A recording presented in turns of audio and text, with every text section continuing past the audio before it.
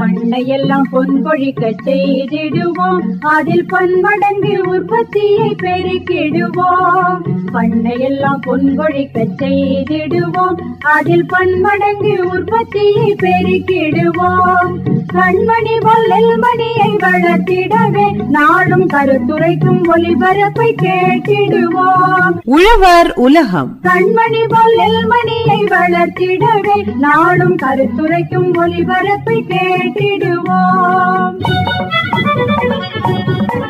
வேளாண் பெருமக்களுக்கு வணக்கம். இன்றைய நமது நிகழ்ச்சியில் உழவருக்கு ஒரு சிந்தனை, நெல் மற்றும் தென்னை சாகுபடி அனுபவங்கள், முகிலன் குடியிருப்பு ஆர் தங்கசுவாமி அவர்கள் பங்கேற்கும் நேர்முகம் அமுது சுரபி. இதில் பருப்பு சார்ந்த பதார்த்தங்கள், உரையாடல் ஆகியன கேட்கலாம். முதலில் உழவருக்கு ஒரு சிந்தனை. முக்கியமா எல்லா விவசாயிகளுக்கும் என்ன சொல்ல விரும்புறோம்னா பிரதம மந்திரியின் பயிர் காப்பீட்டு திட்டத்துல இந்த மாசத்துல எல்லா விவசாயிகளும் தங்களை பதிவு செஞ்சுக்கணும் அப்படின்னு சொல்லி கேட்டுக்கிறோம். ஏன்னா இப்ப கன்னியாகுமரி மாவட்டம்ங்கிறது அதிக மழை பெறும் மாவட்டமா இருக்கு. அதனால எந்நேரமும் பயிர்களுக்கு பாதிப்பு வரக்கூடிய சூழ்நிலையில தான் இருக்கு. சோ இந்த இதுல நீங்க பயிர் காப்பீடு பண்ணி வச்சுக்கிட்டீங்கன்னா உங்களுக்கு மழையினாலேயோ இல்ல வறட்சியினாலேயோ ஏதாவது பாதிப்பு ஏற்படும் பட்சத்துல உங்களுக்கு 30,800 ரூபா சம் அமௌண்ட் இன்சூர்டா உங்களுக்கு கிடைக்கும். எல்லாருக்குமே விகிதாச்சார அடிப்படையில தான் அவங்களுக்கு பிரீமியம் கட்டுறதும் இருக்கும், அமௌண்ட் கிடைக்கிறதும் அந்த அளவுக்கு தான் இருக்கும். அப்ப உங்களுக்கு கம்மியான நிலம் இருந்தா கம்மியான பிரீமியம் கட்டினா போதும். அது 1 ஏக்கருக்கு தான் நான் சொல்லியிருக்கேன். 1 ஏக்கருக்கு 716 ரூபா கட்டணும். 1 ஏக்கருக்கான சம் இன்சூர்டு தான் 35,800. அதுல உங்களுக்கு எவ்வளவு ஏரியா ஜாஸ்தி இருந்தது, நீங்க நிறைய பிரீமியம் கட்டினீங்கன்னா உங்களுக்கு எந்த அளவுக்கு நீங்க இன்சூரன்ஸ் கட்டிருக்கீங்களோ அதுக்கு அளவு கிடையாது. உங்களுக்கு இருக்க மொத்த பரப்பையுமே நீங்க இன்சூரன்ஸ் பண்ணி வச்சுக்கலாம். பிரதம மந்திரியின் பயிர் காப்பீட்டு திட்டத்துல எல்லா விவசாயிகளும் தங்களை இணைத்துக் கொண்டு பலன் பெறுமாறு கேட்டுக்கொள்கிறேன். உழவருக்கு ஒரு சிந்தனை கேட்டீர்கள். எட்வின், முன்னாடி எல்லாம் நம்ம கன்னியாகுமரி மாவட்டத்துல முக்காவாசி இடமும் நெல் விவசாயமும் தென்னை விவசாயமா தான் இருந்துச்சு. இன்னைக்கு பாரு, நிறைய இடம் வீட்டு மனைகளா மாறிட்டு இருக்குது. ஆமா, நம்ம நாகர்கோயில இருந்து நம்ம திருவனந்தபுரம் போகணும்னு வச்சுக்கோ, பஸ்ல இருந்து 2 சைடும் பார்த்தாலே பச்சை பசைன்னு நெல் தான் அதிக அளவுல சாகுபடி செய்துட்டு இருக்காங்க. ஆனா இன்னைக்கு பாரு, கடைகளும் வீட்டு மனைகள் தான் இருக்குது. ஆனா இந்த காலத்திலயும் விவசாயம் செய்யக்கூடிய ஆட்கள் இருக்கதான் செய்யறாங்க. எந்த ஒரு தொழில் செஞ்சாலும் விருப்பப்பட்டு ஆர்வத்தோடு செஞ்சாதான் அதில் உள்ள பலனை நம்ம அனுபவிக்க முடியும். ஆனா இன்னைக்குள்ள தலைமுறையை பார்த்து பாரு, யாருமே அந்த விவசாயத்துல ஈடுபாடு இல்லாம இருக்க. அது உண்மைதான் எட்வின். நான் முகிலன் குடியிருப்பு அப்படிங்கிற ஒரு பகுதிக்கு போனேன் பார்த்துக்கோ. அங்கே ஒருத்தர், அவரோட பேரு கே தங்கசுவாமி, ஓய்வு பெற்ற ஒரு ஆசிரியர். அவரோட நிலத்தை பக்குவப்படுத்தி நெல்லு தென்னை விவசாயம் பண்றதுல கெட்டிக்காரரா இருக்காரு. அவர் ஆசிரியரா இருந்தாலும் கூட அவர் விவசாயத்துல எவ்வளவு ஆர்வம் காட்டுறாருன்னு பாத்தியா? அவர் பேசுனது ஏதாவது பதிவு பண்ணியா? ஆமா எட்வின், கேளு. வணக்கம் ஐயா. வணக்கம். நீங்க நெல்லு அப்புறம் தென்னை விவசாயம் பண்றீங்க அப்படின்னு கேள்விப்பட்டோம். ஆமா. நெல் எத்தனை ஏக்கர்ல இருக்குது, தென்னை எத்தனை ஏக்கர்ல இருக்குது? 2 ஏக்கர் நெல் இருக்குது, ஒரு 5 ஏக்கர் போல தென்னை இருக்கு. எத்தனை வருடங்களான தென்னைகள் நீங்க வச்சிருக்கீங்க? 5 வருடம் ஆனதும் இருக்குது, 2 வருடம் ஆனதும் இருக்குது, 3 வருடம் ஆனதும் இருக்குது. தற்போது சின்ன இதுல உள்ளதும் இருக்குது. காய் வெட்டக்கூடிய பருவத்தில் உள்ளதும் இருக்குது, சின்ன இது இருக்கு. தென்னை அப்படின்னு சொல்லும் போது நீங்க நாற்றுகளை நீங்க தயார் பண்றீங்களா இல்லனா வெளியில இருந்து வாங்குறீங்களா? என்னுடைய நிலங்கள்ல வைக்கிறது அவ்வளவு நானே தான் தயார் பண்றேன். அது எப்படின்னா, அந்த தென்னை 25 வருடம் ஆயிருக்கணும் வைத்து. வெளியே வாங்கும்போது அது எப்படிப்பட்ட தரத்துல உள்ளானு நமக்கு தெரியாது. வருடங்கள் பல ஆன அந்த தென்னைகள்ல இருந்து நீங்க காய்களை எடுக்கிறீங்க. விதைக்காக வேண்டி இருக்கக்கூடிய தென்னை அப்படின்னு சொல்லும் போது நீங்க அந்த பராமரிப்பு தனி கவனம் அந்த தென்னைகளுக்கு கொடுக்குறீங்களா? அப்படி ஒண்ணும் இல்லை. நாங்க பொதுவாட்டு நம்மகிட்ட ஒரு 200-300 மரம் இருக்குன்னா, எந்த மரம் நல்ல செழிப்பாட்டு நல்ல ஆக்கப்பூர்வமாட்டு நல்ல காய்கள் இருக்குதோ அதைத்தான் நாங்க எடுத்து போடுறது. அந்த காய்களை எப்படி பறிக்கிறீங்க? கீழே கொண்டு வரதோட நுட்பம் என்ன? தற்போது ஏறி வெட்டுறதுக்குள்ள ஆட்கள்லாம் ரொம்ப கம்மியா இருக்கிறதுனால இப்ப எல்லாருமே களைய எடுத்து தான் வெட்டுறாங்க. அப்படி வெட்டும்போது எங்க ஏரியாலாம் மணல் காடுனால களைய வச்சு வெட்டி போட்டாலும் காயில எந்த ஒரு விதமான சேதமும் வராது. உறைந்த பூமியா இருந்தா அந்த காய் விழும்போது அந்த காய் வெடிக்கும். எங்க ஏரியா பொறுத்தவரை அப்படி உடையதுக்குள்ள வாய்ப்புகள் இல்லை. கீழே உள்ள மண் மணல் சார்ந்து இருக்கிறதுனால உங்களுக்கு பாதிப்புகள் எதுவும் வராது அப்படின்னு சொல்றீங்க. ஏன்னா சில இடங்கள்ல பார்க்கும்போது என்ன பண்ணுவாங்க அப்படின்னா, அந்த விதைக்காக இருக்கக்கூடிய அந்த தென்னையில இருந்து காய்களை பறிக்கும் போது அவங்க கயிறு கட்டி இறக்குவாங்க. கீழே உள்ள பூமி களிமண்ணாகவோ மண்டல் மண்ணாகவோ இறுக்கமான ஒரு தரையா இருந்தாச்சுன்னா அப்படி இறக்குனாதான் அந்த காய் நல்ல முறையில் கிடைக்கும் நமக்கு. இல்லாட்டி அந்த காய் உள்ள இருக்கிறது ஏதாவது சேதமாகி அந்த முளைக்க வைக்கும்போது அது முளைக்காம ஆகிடும். சரிங்கய்யா. இப்ப வந்து காயை வந்து நம்ம வந்து பறிச்சு எடுத்துட்டோம். எடுத்ததுக்கு பிறகு அந்த முளை விடக்கூடிய தன்மை அப்படிங்கிற ஒரு விஷயம் வரும் இல்லையா? எப்போ வந்து அதோட முளை வந்து வெளியே வர ஆரம்பிக்குது? பொதுவா 12 மாசம் 13 மாசம் ஆன பிறகுதான் அந்த காய் வந்து முளை வச்சுட்டு 2-3 இலை வந்த பிறகுதான் நாங்க எடுத்து தனியாட்டு கொண்டு எந்த இடத்துல வைக்கணுமோ அந்த இடத்துல வைப்போம். சரிங்க. இப்ப காய்களை வைக்கிறதுக்கு வந்து ஒரு அமைப்பு முறை உண்டு இல்லையா? இப்ப மேல் நோக்கி இருக்கணும், அதோட முனை பகுதி அப்படின்னு எல்லாம் சொல்லுவாங்க இல்லையா? அந்த ஒரு விஷயத்தை எங்களுக்காக வேண்டி சொல்லுங்களேன். 2 அடி வீதி 2 அடி நீளம் அந்த அளவுல குழி தோண்டி எடுத்துட்டு மண்ணெல்லாம் எடுத்துட்டு உள்ள இந்த செடி வேண்டாத சாதங்கள் ஏதாவது இருந்தாச்சுன்னா போட்டு எரிச்சு ஒரு 10-15 நாளா அந்த குழியை நல்லா ஆற விட்டு அதுக்கு பிறகுதான் அந்த இளங்கண்டை நம்ம அதுல நாங்க வந்து ஊன்றோம். ஊனும்போது அந்த கண்டு வந்து நேரா இருக்கணும். சில ஆள்களுக்கு ஊனது தெரியாம அது வந்து சரிச்சு அந்த பக்கம் இந்த பக்கம் போடுவாங்க. குருத்து வந்து மேல் நோக்கி அப்படியே நிக்கணும். அந்த பக்கம் இந்த பக்கம் சரியான அளவுல நாங்க மண்ணை போட்டு வச்சிருக்கோம்.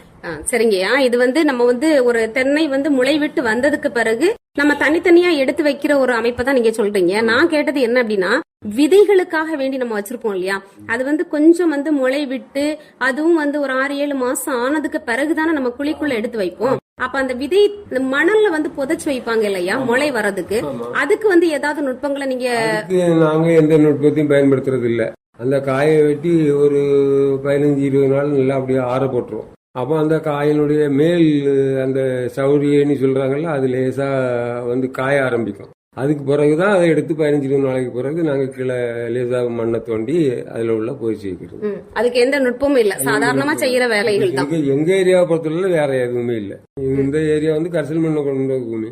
இனி பக்கத்துல வந்து கடல் ஓரம் இருக்குனால இந்த மண்பாடு வந்து மருதம் நெய்தல்ல சேர்க்கலாம். அப்படிப்பட்ட இடமா இருக்கிறதுனால தென்னை மரம் நன்கு வளர்ந்து இருக்கு. மருதம், நெய்தல், பாலை அப்படின்னு சொல்லிட்டு நிலங்களோட பெயரை சொல்லி அதுக்கு ஏத்தது மாதிரி இந்த மண்வகை அமைப்பு இருக்குது அப்படிங்கிற ஒரு விஷயத்த வந்து சொன்னீங்கய்யா. நீங்க என்ன படிச்சிருக்கீங்க ஐயா? நான் பிஎஸ்சி முடிச்சுட்டு எம்எட் முடிச்சு வாத்தியாரா 25 வருஷம் வேலை பார்த்துட்டு இப்போ விவசாயம் பார்த்துட்டு இருக்கேன். சந்தோஷமா இருக்குது. இப்ப தென்னையை வந்து நம்ம வந்து நீங்க இடையில வந்து சொன்னீங்க குழி எடுத்து சருகு இலைகள் இந்த மாதிரிப்பட்ட விஷயங்கள் எல்லாம் எரிச்சு போட்டு அந்த குப்பை அப்படியே ஏதாவது இருந்தாச்சுன்னா நம்ம வந்து எரிக்கும் போது அந்த குழியை தோண்டும் போது அந்த வேர்கள்ல ஏதாவது பூச்சிகள் ஏதாவது இருந்துச்சுன்னா அது அவ்வளவு செத்து போகும். அப்போ நம்ம வைக்கிறவுடைய கண் வந்து ஆரோக்கியம் வளர்றதுக்கு ஒரு வாய்ப்பு கிடைக்கும். ஆனா இதுல வந்து முன்னாடி என்ன பண்ணுவாங்க அப்படின்னா குழிகளை வந்து எடுத்துட்டு தென்னை வைக்கும் போது கொஞ்ச நாள் ஆற போடணும் அப்படின்னு சொல்லுவாங்க இல்லையா? அது 15-20 நாள் ஆற போடலாம், இல்ல 1 மாசம் கூட போடலாம், ஒரு தப்பு ஒண்ணு இல்ல. அதுக்கப்புறம் வந்து நம்ம வந்து தென்னை கன்றுகளை வந்து உள்ள வச்சுட்டோம். வச்சதுக்கு பிறகு அந்த மண் அணைப்பு முறை எப்படி இருக்கணும்? அந்த மண்ணை அணைக்கும் போது இளங்கண்டுல ஒரு மோர் வளையம் அப்படின்ட்டு அந்த முளை வருந்ததுக்கு 1 அங்குலம் அகலத்துல மேல மோர் வளையன்ட்டு ஒரு அமைப்பு இருக்கும். அது வந்து மண்ணுல முங்காத அளவுல அது வெளியே தெரியக்கூடிய அளவுல நம்ம நடணும். அப்போல்லாம் அந்த இலைகள் வந்து வரும்போது வேகமா வரும். மோர் வளையன்ட்டு சொல்லக்கூடியது வந்து மண்ணுக்குள்ள மாட்டிட்டோம்னா அந்த இலைகள் வந்து புது இலைகள் வரும்போது நாட்கள் நிறைய ஆகும், வளர்ச்சிகள் வந்து தடைபடும். ஆமா தடைபடும். ஒருவேளை அந்த மண் அடைஞ்சு போனாலும் அது அப்பப்போ நீக்கி கொடுக்கணும். அது தெரிஞ்சாதான் அந்த புதுசா தொடரக்கூடிய இலைகள் வந்து அடிக்கடி வேகமா ஓடி வந்துடும். இது தென்னையில வந்து ஒரு நல்ல ஒரு நுட்பம் அப்படின்னு சொல்றீங்க. இப்ப வந்து தென்னை நல்லா வேர் விட்டு வந்து ஒரு 2-3 இலைகள் நாள வந்துருச்சு அப்படின்னு சொல்லும் போது உங்களுக்கு அதுக்கு பிறகு உரம் கொடுக்கக்கூடிய தன்மை வரும் இல்லையா? அப்ப என்னென்ன உரங்கள் வந்து இந்த தென்னைக்கு வந்து கொடுக்குறீங்க? உரங்கள் என்ன, இளங்கண்டுக்கு நம்ம ஒன்னும் அதிகப்படியான உரம் கொடுக்க வேண்டிய அவசியம் இல்லை. 1 வருஷம் 1.5 வருஷம் ஆன பிறகுதான் நம்ம வந்து அதுக்கு வந்து ஏதாவது ஃபீடிங் ஏதாவது கொடுக்கணும்னா கொடுக்கணும். ஏன்னா அந்த வித்துல உள்ள அந்த எண்டோஸ்போமில் உள்ள சத்தவெல்லாம் இது உறிஞ்சி எடுத்து வளர்ந்து அதுக்கூடாது வேர்ல இருந்து தான் எடுக்கக்கூடிய ஆரம்பிக்கும். வேர்ல இருந்து எடுக்கக்கூடிய ஒரு கண்டிஷன் வரும்போது நம்ம ஆர்டிபிஷியலான உள்ள உரங்களை கொடுக்கணும். எத்தனை வருடங்களுக்கு பிறகு வந்து அந்த வேர் மூலமா சத்துக்களை எடுக்க ஆரம்பிக்கும்? அது எப்படி ஒரு 6 மாசம் 1 வருஷம் ஆகும். அப்படி நம்ம ஆரம்பத்திலேயே முதலாவே கொடுத்தாச்சுன்னா ஆர்டிபிஷியலா உரம் போடுறதுனால மற்ற மரங்கள்ல உள்ள வேர்கள்லாம் இங்க வந்து இந்த மரத்தை வளர விடாம செய்யுது. ஒரு தென்னையை நட்டதுக்கு பிறகு ஒரு வருடம் வரைக்கும் நம்ம எந்த விதமான உரங்களும் கொடுக்க வேண்டாம் அப்படின்னு சொல்றீங்க. அப்படி கொடுத்தாலும் பக்கத்துல இருக்கக்கூடிய மரங்கள் எல்லாம் இங்க வந்து உரச்சத்து இருக்குது அப்படின்னு சொல்லிட்டு ஆமா, அப்போ இந்த மரத்தினுடைய வளர்ச்சி வந்து பாதிக்கப்படும்.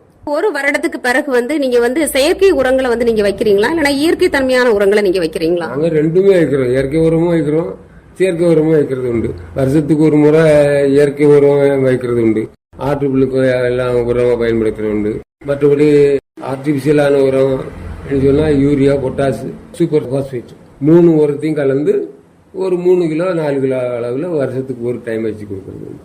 இது போக ஏதாவது ஊட்டச்சத்து குறைபாடுகள் இருந்தா கூட அதுகளையும் அந்த பிளாக் ஆஃபீஸ் மூலமாக அவங்க என்ன பரிந்துரை பண்ணாங்களோ அந்த பரிந்துரைகளால நாங்கள் கொடுத்துட்டு இருக்கோம். இப்ப நிறைய இடங்கள்ல வந்து தென்னையை பொறுத்தளவுல என்ன சொல்றாங்க அப்படின்னு சொல்லியாச்சுன்னா அந்த காண்டாமிருக வண்டோட தாக்கம் அதிகமா இருக்குன்னு சொல்றாங்க. அந்த மாதிரி உங்களுக்கு வந்து தாக்கங்கள் இருக்குதா? இருக்குது, நிறைய இருக்குது. அதுக்கு நீங்க என்ன நுட்பத்தை வந்து பயன்படுத்துறீங்க? என்ன பண்ணோம்னா நம்ம பிளாக் ஆஃபீஸ் மூலமாக எங்களுக்கு வந்து இனக்கவர்ச்சி பொறி எண்ணிட்டு ஒன்று தந்தாங்க. அந்த இனக்கவர்ச்சி பொறி வச்சிருக்கிறோம். அதுல வந்து இவ்வளவுதான் செய்யுது. நாப்தலின் பால்ஸ் இருக்குல்ல, நாப்தலின் பால்ஸ், அந்த நாப்தலின் பால்ஸை வந்து 15-20 நாளைக்கு ஒருக்கா அந்த இளங்கண்டா இருந்தாச்சுன்னா அந்த இளம் குருத்து மட்டைக்கு உள்ள 1-2 போட்டு வச்சுட்டோம்னா அதனுடைய சுமல் இருக்கிறதுனால அந்த காண்டாமிருகம் வந்து பாதிக்கிறத ஓரளவு தடுக்கலாம். பாச்சாச்சூடன்னு சொல்லுவாங்க இல்ல, அதைத்தான் நீங்க வந்து நாப்தலின் அப்படின்னு வந்து சொல்றீங்க. அதை வந்து அந்த மட்டைகளுக்கு இடையில வைக்கும் போது இந்த மாதிரி வண்டுகள் தாக்கம் குறையுது அப்படின்னு சொல்றாங்க. அந்த சுமல் இருக்கும் இல்லவா, அந்த நாப்தலின் பாலினுடைய சுமல் வந்து இந்த காண்டாமிருகம் வந்து பிடிக்காது. அதனால அது அங்க வந்து அந்த ஓலையை வந்து வெட்டுற அளவு வந்து குறைக்கலாம். சரிங்கய்யா, இப்ப வந்து 5 ஏக்கர் நிலப்பரப்பு அப்படி வந்து நீங்க தென்னையை வச்சிருக்கேன் அப்படின்னு சொன்னீங்க. இந்த 5 ஏக்கர்ல உங்களுக்கு வந்து வருடம் அப்படின்னு சொல்லும் போது எத்தனை முறைகள் வந்து தேங்காயை நீங்க வந்து வெட்டுறீங்க? 6 முறை வெட்டலாம்.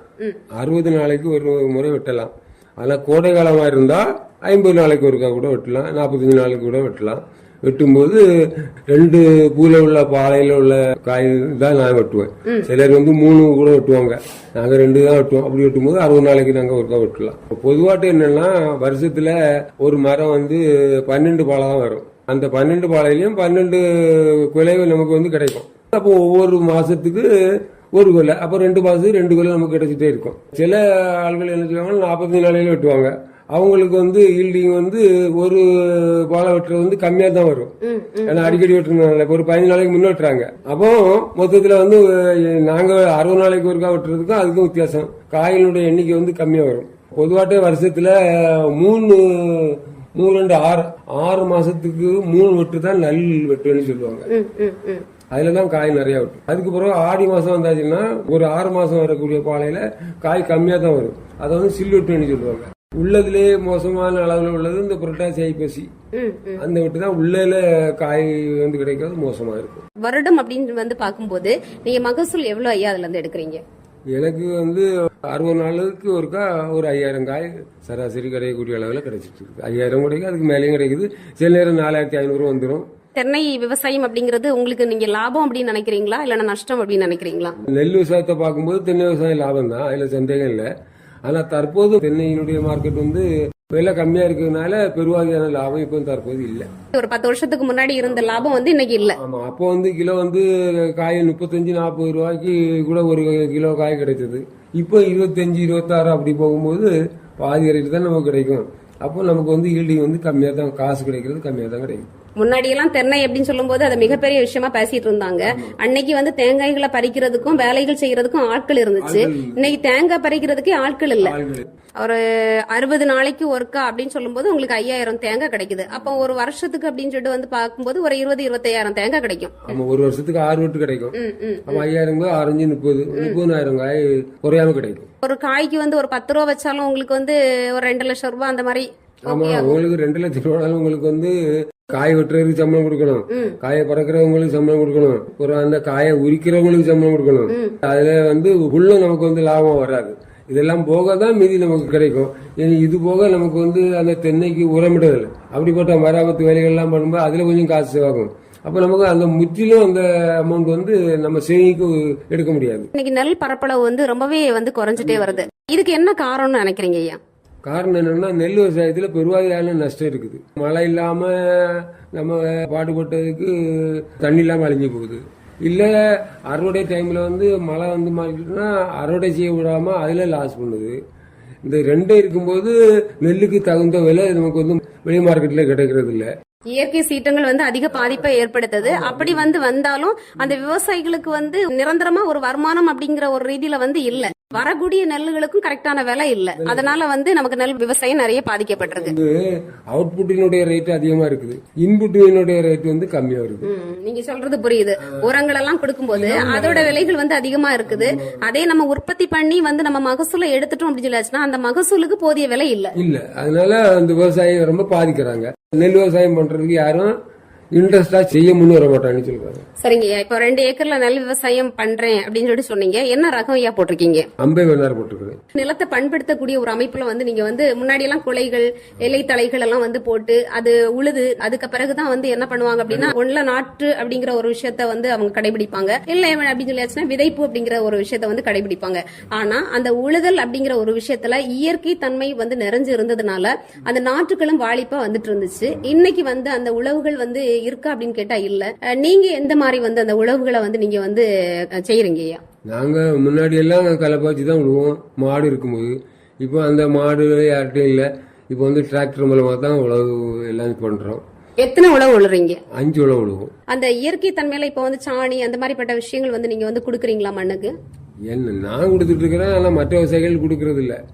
நான் வந்து இப்போ இந்த 2 ஏக்கருக்கும் 16,000 ரூபாய்க்கு இயற்கை உரமாக சாணம் எல்லாம் அடிச்சு தான் என்னுடைய வயலுக்கு நான் பண்ணிட்டு இருக்கேன். மற்ற வயக்காரங்க அந்த அளவில் ரூபா பண்ணி சாணங்கள்லாம் அடிச்சு எடுத்து பருவம் பண்ணணும்னா அவங்களுக்கு கட்டுப்படியாகாது. பாட்டம் பயிசுவாங்க, குத்தை எடுத்துருப்பாங்க. அவங்களுக்கெல்லாம் இந்த அளவில் நான் செய்யக்கூடிய அளவில் பருவம் பண்ணி நெல் விவசாயத்தில் அவங்க செலவு பண்ண முடியாது. செலவு பண்ணால் அவங்களுக்கு பெருவாரியான நஷ்டம் வரும். இப்போ நெல் அப்படின்னு சொல்லும்போது விதை நெல் வந்து நல்ல ஆரோக்கியமா இருந்தாதான் அந்த பயிரும் வந்து செழிப்பா வரும். இந்த விதை நெல் அப்படிங்கிற ரீதியில வந்து நீங்களா உற்பத்தி பண்றதுல எடுத்து வைக்கிறீங்களா இல்லைன்னா வெளியில இருந்து வாங்குறீங்களா? பழைய நாளையில் உள்ள நாட்டு விதை நெல்லுன்னா நம்மளே வந்து போட்டுக்கலாம். இப்பொழுதெல்லாம் பிளாக் ஆஃபீஸ் மூலமாகட்டும் மற்ற விதை நெல் கடைகள் மூலமாக தான் நாங்கள் விதைகள் வாங்குறோம். இப்ப வந்து விதை நெல் வந்து நம்ம வந்து வெளியில இருந்து நம்ம வாங்கிட்டோம். வாங்கினதுக்கு பிறகு நேர்த்தி ஏதாவது பண்றீங்களா? ஆமா, அதுல வந்து சீடோமோனாஸ் அப்படின்னுட்டு அந்த நாட்டு சூடோமோனாஸ் அசோஸ்பைரிலம் அதுல கொஞ்சம் முக்கி அதுக்கப்புறம் நடுங்கன்னு சொல்றாங்க. அதுக்கு வேலைகள் வந்து அதிகம். சில ஆட்கள் பண்ணுவாங்க, சில ஆட்கள் பண்ணாமலே அப்படி நாத்தங்கால அப்படியே கலைக்கு அப்படி வீழ்த்தி விட்டுருவாங்க. என்ன முறையை வந்து நீங்க பயன்படுத்துறீங்க? நான் வந்து அந்த நாத்தங்கால அப்படியே விட்டுருவேன். சரிங்க. இப்ப விதை அப்படின்னு சொல்லும் போது நம்ம வந்து அதை வந்து ஈரத்தன்மையை வந்து நம்ம புகுத்தணும் இல்லையா? முதலாவது ஒரு சாக்கு, அந்த சாக்கு வந்து நம்ம சணல் சாக்கா இருக்கணும். ஏன்னா அப்பதான் அந்த விதை நெல்லுக்கு வந்து காற்று கிடைக்கும். காற்று ஓட்டம் இருந்தா தான் அது முளைக்கும். அதனால அந்த சணல் சாக்கு எடுத்து வைக்கோல் இதெல்லாம் வச்சு நெல்லை உள்ள தட்டி நெல்லை டைட்டா கட்டி ஒன்டே ஃபுல்லா நீர்ல போட்டு வச்சிருக்கோம். அதுக்கப்புறம் ஒன்டேனா காலையில கட்டினா சாயங்காலம் ஒரு 6 மணி நேரம் போட்டு வச்சுட்டு 6 மணிக்கு பிறகு எடுத்து வீட்டில் வச்சுட்டு அப்புறம் அடுத்த நாள் ஒரு 3 மணிக்கு 2வது ஒரு 1/2 hour இல்லை ஒரு 1/4 மணி நேரம் இன்னும் அந்த நெல் எடுத்து தண்ணீரில் வச்சு அதுக்கப்புறம் வெளியே எடுத்து வச்சாச்சுன்னா அடுத்த நாள் காலையில் எங்களுக்கு நல்ல முளைகள் வந்துடும். அதுக்கப்புறம் நாத்து வந்து நீங்க வந்து பாவிடுவீங்க. ட்ரே அமைப்புல பண்றீங்களா இல்லைன்னா சும்மா வந்து பண்றீங்களா? இயந்திரம் மூலமாக நடுவா இருந்தா நம்ம வந்து ட்ரே அமைப்புல பண்ணலாம். இயந்திரங்காரங்கள் வர்றேன்னு சொல்றாங்க. ஆனால் நாங்க என்ன அதை வந்து கடைபிடிக்கல. எங்க இடங்கள்ல நாங்க ஆள்கள் விட்டு தான் நட்டுக்கிட்டு இருக்கோம். இப்பவும் வந்து கை நடவுதான் உங்களுக்கு? சரிங்க. இப்ப வந்து அம்பை 16 அப்படின்னு சொல்லும் போது எத்தனை மாத பயிர் இது? 150 நாள் நெல் வந்து நம்ம நட்டுட்டோம். நட்டதுக்கு பிறகு வந்து எத்தனாவது நாள் வந்து அதுக்கு உரம் கொடுக்குறீங்க? நடுவும் போதே நாங்க வந்து டிஏபி உரம் எல்லாம் போட்டு தான் நடுவோம். 15 நாள் ஆன உடனே அதுல நோய் ஏதாவது இருந்ததுன்னா ஏதாவது மருந்துகள் எதுவும் போட்டுட்டு, இல்ல நோய் இல்லாம இருந்தாச்சுன்னா 2வது ஒரு உரத்தை நாங்க கொடுக்குறோம். அப்படி கொடுக்கும்போது அந்த வயலில் ஏதாவது புல்லு ஏதாவது தேவையில்லாத செடிகள் இருந்தால் ஆளை விட்டு பறக்கிட்டு அதுக்கப்புறம் 2வது நாங்கள் உரத்தை போட்டுறோம். பிறகு இன்னும் ஒரு 15-20 நாள் கழிஞ்ச உடனே ஏதாவது களைகள், நான் வந்து நம்ம களைக்கொல்லி பயன்படுத்துறது இல்லை. களைக்கொல்லி பயன்படுத்துறவங்கலாம் களை பறிக்க வேண்டிய அவசியம் இல்லை. நான் களைக்கொல்லி பயன்படுத்தாதனால ஒரு 30 நாள் ஆன உடனே ஆளை விட்டு களையில பறிச்சுட்டு பின்ன அடுத்தால ஒரு மருந்து தேவைப்பட்டா அடிச்சுட்டு பின்ன அடுத்தால ஒரு உரத்தை போடுவோம். அதோட பெரும்பாலும் இந்த அம்பேபனாருக்கு செய்யக்கூடிய வழிமுறைகள் எல்லாம் முடிஞ்சிடும். ரொம்ப சந்தோஷமா இருக்குயா. நம்ம இப்போ வந்து நீங்க சொன்னீங்க எல்லாருமே வந்து இப்ப களைக்கொல்லியை வந்து யூஸ் பண்றாங்க. நான் அந்த மாதிரி எல்லாம் தான் கொடுக்கல.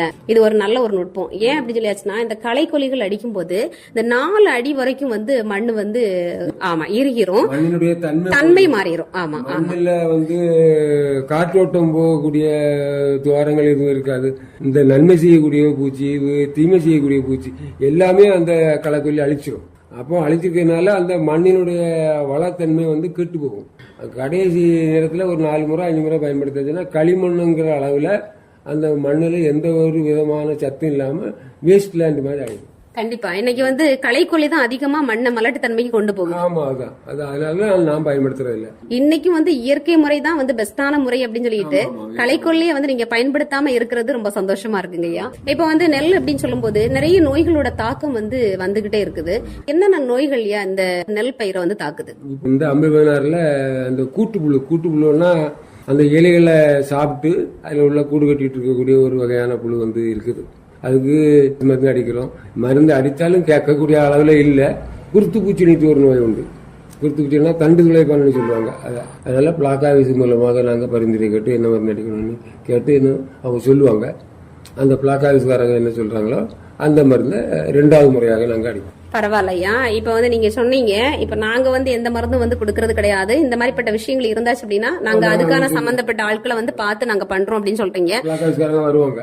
பிளாக் ஆஃபீஸ்ல உள்ள ஏஓ அப்படின்ற ஆளுகள் போட்டுக்கிறாங்க. ஒவ்வொரு ரீஜனுக்கும் ஒவ்வொரு ஆளுகள் போட்டுக்கிறாங்க. ஒரு அசிஸ்டன்ட் அக்ரிகல்ச்சர் ஆபீசர், ஒரு அக்ரிகல்ச்சர் ஆபீசர் அதுகளை போட்டு பிளாக் ஆஃபீஸ்ல ஒவ்வொரு ஏரியாவுக்கு போட்டு வச்சுக்கிறாங்க. அவங்க வாரந்தோறும் நம்ம வீட்டு பக்கம், நம்ம தோப்பு பக்கம், நம்ம வயலுக்கு பக்கம் வந்து கேட்பாங்க, என்ன குறை இருக்குது, எப்படி இருக்குன்னு கேட்பாங்க. சூப்பர்யா, சூப்பர் சூப்பர். இப்ப வந்து இதுல வந்து பாத்தீங்கன்னா இப்ப 2 ஏக்கர் அப்படின்னு சொல்லிட்டு வந்து நீங்க வந்து வயல் விவசாயம் வந்து பண்ணிட்டு இருக்கீங்க. இதுல வந்து உங்களுக்கு வந்து அந்த மகசூல் அப்படிங்கிற இடத்துல வந்து எவ்வளவு நெல் வந்து உங்களுக்கு கிடைக்கும்? எனக்கு வந்து 1 ஏக்கர்ல வந்து 2 மேனி கூட விளைஞ்சிட்டு உண்டு. 2 மேனின்னா 2 இப்போ 21 மரக்காத போடுவேன்னா 40, 35 அந்த அளவுல நெல் எனக்கு கிடைச்சிருக்கு. இந்த 50 மேனார் கிடைச்சிருக்கு. ஆனா 2வது அப்படின்னு சொல்லும்போது 3.5 பக்கா வரும். ஆனா 2வது போக சாகுபடியில நெல் வந்து ஈல்டிங் வந்து கம்மியா தான் இருக்கும். அதனால 50 மேனார் எங்களுக்கு நல்ல விளைச்சல் கொடுக்கும். அது வந்து 180 நாள் 170 நாள் திருச்சி 1, திருச்சி 2, திருச்சி 3, திருப்பதி சாரம் 3 அப்படிப்பட்ட 4 நெல் தான் நாங்க 2வது போக சாகுபடியில செய்வோம். அதனுடைய இன்கம் வந்து இதோடையும் சில நேரங்கள்ல கம்மியா தான் கிடைக்கும். மார்கழி தை மாசங்கள்ல வந்து பூச்சிகளுடைய தாக்கம் அதிகமா இருக்கும். ஒரு வருஷம் அப்படின்னு சொல்லும் போது 2 தடவை விதைப்பீங்களா நீங்க? ஆமா, 2 போக சாகுபடி நடக்கும். 2 போக சாகுபடி அப்படின்னு சொல்லும் போது உங்களுக்கு வருடத்துக்கு வந்து இந்த நெல் விவசாயம் அப்படிங்கிற ரீதியில எவ்வளவு வருமானம் கிடைக்கும் ஐயா? அதான் சொல்றேன்ல, இன்புட்டு வந்து அதிகம், பெருவாதியான லாபம் ஒன்றும் கிடைக்காது. அப்படியே லாபம் வந்தா கூட ரொம்ப குறைவான லாபம் தான் வரும். லாஸ்ட் இயர் எல்லாம் இந்த செகண்ட் பவர் சாகுபடியில எங்க பக்கம் மழை பெய்யுது, அப்படியே தண்ணி கட்டி நட்ட வயல்ல அப்படியே 5 நாள் அப்படியே தண்ணி அப்படியே நாட்டுலாம் அப்படியே அழிவிட்டது. லாஸ் தான், என்ன செய்யறது? இருந்தாலும் நம்ம விவசாயத்தை விட முடியாது. இந்த பூ நல்லா இருக்குது. சரிங்கய்யா, இந்த நெல் விவசாயிகளுக்கும் தென்னை விவசாயிகளுக்கும் உங்களோட பரிந்துரை, உங்களோட அவங்களுக்கு ஒரு ஆலோசனை வந்து நீங்க கொடுக்கலாமே. ஏன்னா வந்து நீங்க வந்து ஆசிரியர் பணி முடிஞ்சதுக்கு பிறகு ஓய்வு நேரங்கள்ல நம்ம விவசாயம் பண்ணணும்னு சொல்லிட்டு அவ்வளவு ஆர்வத்தோட வந்திருக்கீங்க. இப்ப விவசாயம் பண்ணணும் அப்படின்னு சொல்லியாச்சுன்னா ஏனாதானோன்னு சொல்லிட்டு பண்ணியாச்சு அப்படின்னா அங்க வந்து எதுவுமே வந்து பண்ண முடியாது. அந்த அன்பு காட்டி பண்ணாதான் அந்த விஷயங்கள் நல்லபடியா வரும். நீங்க சொல்லக்கூடிய விஷயங்கள் எல்லாம் வந்து நிறைய விவசாயிகளுக்கு நன்மை பயக்கக்கூடிய விஷயங்களா இருக்கும். இன்னும் அவங்களுக்கு ஏதாவது வந்து முடிஞ்ச விஷயங்கள் நீங்க வந்து ஏதாவது ஆலோசனைகள் சொல்றீங்களா? நம்ம இப்படி ரிட்டையர் ஆகி சும்மா இருக்கிறதுக்கு பதிலாட்டு ஏதாவது விவசாயம் பண்ணா நமக்கும் நம்ம நாட்டுக்கும் ஏதாவது உதவியா இருக்கும். சும்மா இருந்தா யாருக்கும் எந்த உதவியும் இல்லை, வேஸ்ட் தான். அதனால ஒவ்வொருத்தரும் குறைந்த அளவுல நெல் இருந்தா கூட அந்த நிலத்துல அவங்க இறங்கி பாடுபட்டா அது அவங்களுக்கும் ஹெல்ப்பா இருக்கும். ஆரோக்கியம் பாதுகாக்கப்படும். ஆமா, ஆரோக்கியம் பாதுகாக்கப்படும். பொதுவா வயசாகிட்டனாலே ஒரு இடத்துல உட்காந்தா நோய் வரும்.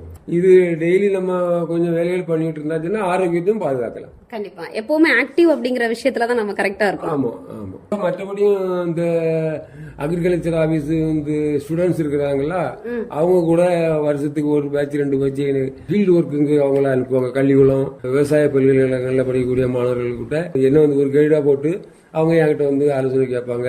அவங்கள கூட்டிட்டு போய் வயல்ல என்னென்ன இது என்னென்ன குறை அப்படி வருஷம் தோறும் ஒரு பேட்ச் 2 பேட்ச் வந்து என்கிட்ட வந்து கேட்டுட்டு போயிட்டு. ஆசிரியர் பணி இன்னும் தொடரதான் செய்யுது. ஆமா, அவர் சொல்ல போல அது ஆசிரியர் பணி தான்.